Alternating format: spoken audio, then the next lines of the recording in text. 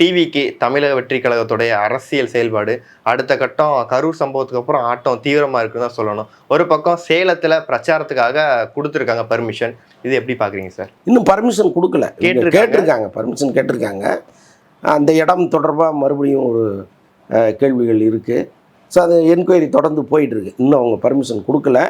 இன்னொன்று வந்து இவங்க கேட்ட நாளுங்கிறது ஏதோ முக்கியமான ஃபெஸ்டிவல் டேன்னு சொல்கிறாங்க. ஒரு கார்த்திகை தீபம். ஸோ அந்த மாதிரி டைமில் கொடுத்தோம்னா மக்களுக்கு இடையூறாக இருக்கும். ஸோ அதனால் கொஞ்சம் தள்ளி வச்சுங்கிற மாதிரி சொல்கிறாங்க போல இருக்குது. பட் இன்னும் ஒரு முடிவுக்கு வரல. இது எப்படி சார், இந்த இப்போ கரூர் சம்பவத்துக்கு அப்புறம் பிரச்சாரம் ஒரு பக்கம் பண்ண மாட்டாருங்கிற மாதிரி நினச்சிட்டு இருந்தாலும், ஆனால் பிரச்சாரத்தை நோக்கி அவர் முன் வச்ச பாதையில் அவர் போய்கிட்டே இருப்பாங்கிற மாதிரி தானே இந்த இருக்குது. இல்லைங்க, இப்போ தமிழக அரசு வந்து நீதிமன்றத்தில் ஒரு வரைவு திட்டம் கொடுத்துருக்கு.